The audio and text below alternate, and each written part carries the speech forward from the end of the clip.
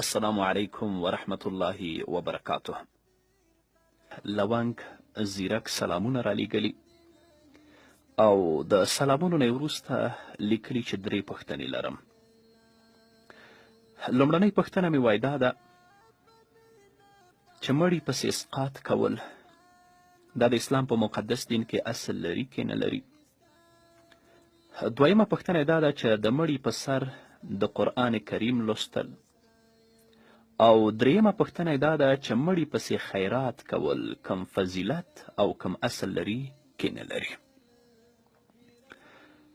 زیرک ورور، د متقدمینو په کتابونو کې موږ د اسقاط لپاره کم اصل نشو موندلی، یعنی د اسقاط د حیلې لپاره کم اصل نشو موندلی. وروسته بیا متأخرینو علماو د اسقاط د حیلې په جواز باندې فتوا صادره کړه، خو د دې لپاره زموږ فقهاو ځانګړي شرایط ټاکلي دي چې علامه ابن عابدین الشامی رحمه الله په خپلو رسایلو کې دې ته پوره وضاحت ورکړی دی. که همدغه شرایط موجود ول نو متأخرین په جواز باندې قائل دي، او که دا شرایط په دې حیله کې نه تر سترګو کېدل دا بیا یو قبیح بدعت دی. زه به یو 2-3 شرطه په مختصر ډول تاسو ته وړاندې کړم. فقهاو کرامو لیکلي دي چې د دورې په توګه حیلې اسقاط یوازې د هغو مړو لپاره ده چې هغه فقیران او مسکینان وي، یعنی د هغوی په ترکه کې دومره شی پاتې نه وي چې په شرعي توګه د قضا شوو لمنځونو او د روجو فدیه د هغه نه ورکړی شي، چې هغه نیمه سا غنم دي، او د عمراو او اغنیاو لپاره دا حیله نه ده ایجاد شوې. لیکن په عوامو کې دا حیله یوازې د فقراو او غریبانو مړو لپاره نه، بلکې د عمراو، غرباو او تر سلاطینو پورې په یوې طریقې سره حیلې اسقاط ادا کیږي. په داسې حال کې چې د کومو مړو له ترکې څخه چې فدیه پوره کیږي د هغو له ترکې څخه به د پوره لمنځونو او روژو فدیه ورکول کیږي، په دې شرط چې مړي وصیت هم کړی وي او د ترکې له 3مې څخې څخه یې پوره کېدله هم، نه چې د هغه لپاره هم مروجه حیلې اسقاط وکړي. نن دا شرط نه تر سترګو کیږي، او په کوم ځای کې چې کیږي هلته به کیدای شي علما هم ناست وي، نه چا نه پوښتنه کوي او نه د دې ممانعت کوي.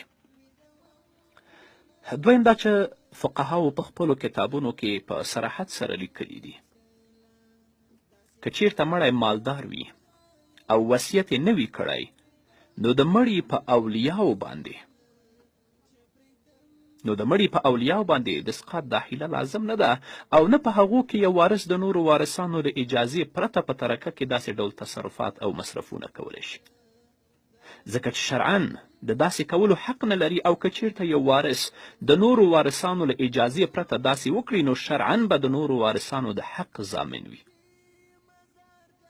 د دې خبرې په فتاوای بزازیه کې تصریح موجوده ده. په داسې حال کې چې مروجه اسقاط چې نن موږ ګورو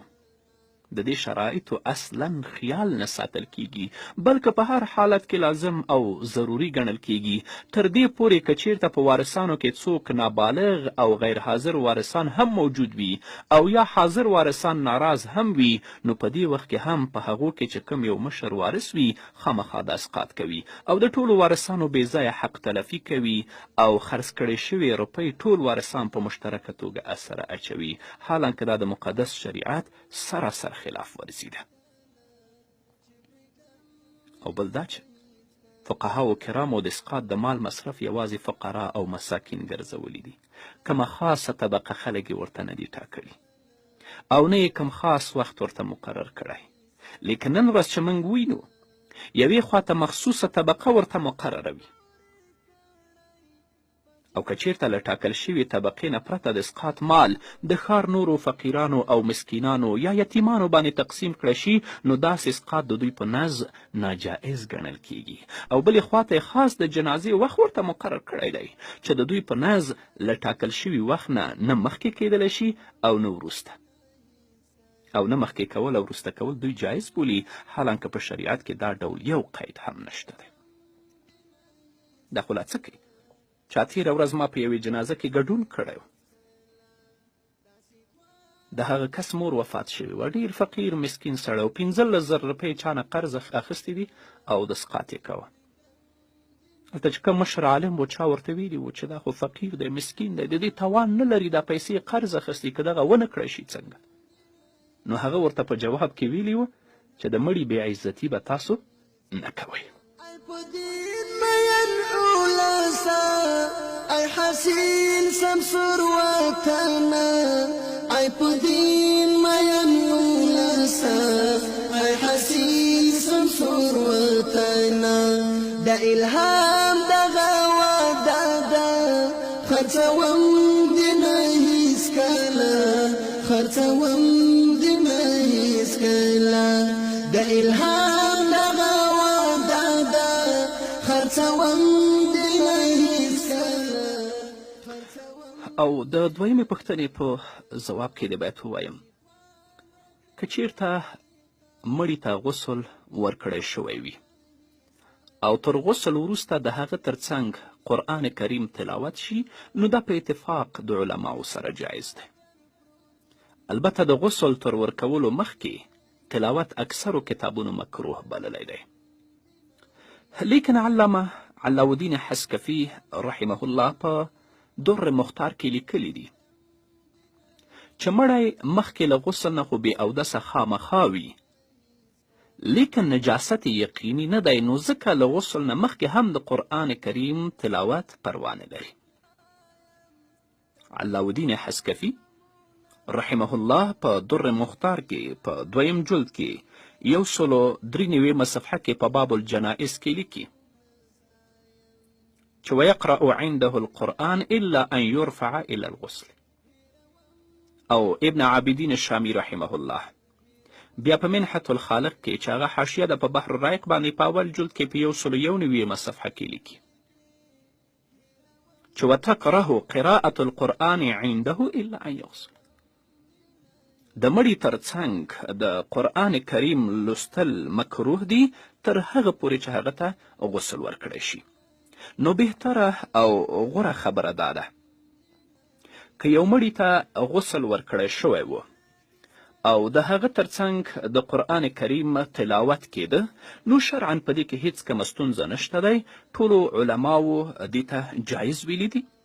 او بهتره او غوره دا ده که مړي ته غسل نه وي ورکړی شوی د هغه ترڅنګ قرآن کریم تلاوت نشي او د درېیمې پوښتنې په ځواب کې دې باید ووایم چې د مړي وارثانو ته د ایصال ثواب لپاره صدقات هر وخت جایز دي همدارنګه د مړي وارثانو ته خیرات کول لپاره د ایصال ثواب هر وخت جایز دي لیکن د وخت د تعیین چې کم صورتونه په عوامو کې مروج دي لکه دا د جمعې شپه ده زه خیرات کوم مړي پسې دا یې 3مه ده زه خیرات کوم مړي پسې دا یې 10مه ده زه خیرات کوم مړي پسې دا یې 40مه ده زه خیرات کوم مړي پسې دا یې کلیزه ده زه خیرات کوم مړي پسې یا داسې نور نو د دې تخصیص له وجه شرعا بیا دا کارونه ناجایز دي ځکه چې د تخصیص او التزام له وجې کله کله مباح او جایز افعال هم ناجایز ګرځي علامه نووي رحمه الله هغه لیکي والطعام في الأول المبثوثة كالثالث والخامس والتاسع والعشرين والأربعين والشهر السادس والسنة بدعة ممنوعة هغه ډوډۍ چې هغه ځانګړې شوي وي په 3مې ورځ کې چې دا 3مې ورځ کې موږ مړي ته خیرات کوو یا یې په 5مه کوو یا یې په 9مه کوو یا یې په 20مه کوو یا یې په 40 کوو یا یې په 6مې میاشت کې کوو یا یې کلیزه کوو دا ممنوعه بدعت دی په دې کې هیڅ کم اصل نشته دې لپاره په شریعت کې هیڅ کم اصل نشته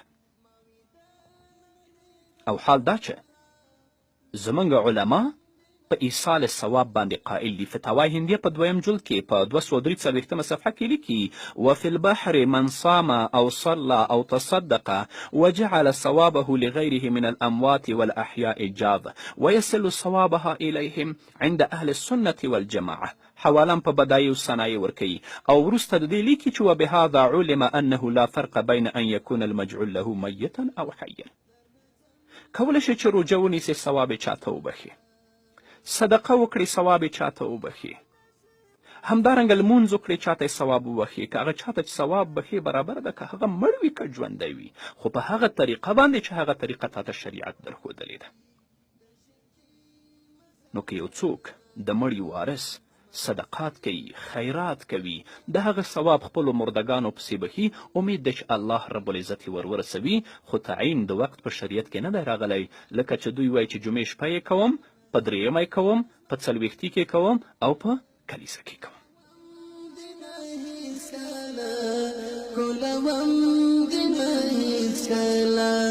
داسې توان راکړې خالقه چې پرېږدم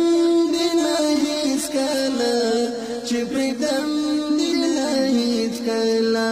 ستا په درد سوالګر پروت یم، در نه ځم دې نه هېڅکله، در نه ځم دې نه هېڅکله. دا د لاس مې پورې کړی په جهاد آزاد به شمه، دا د لاس مې پورې کړی په جهاد آزاد به شمه. د غلیم ناورین ستمه تېروم دې نه هېڅکله، تېروم دې نه هېڅکله. د غلیم ناورین ستمه تېروم دې نه هېڅکله، تېروم دې نه هېڅکله. داسې توان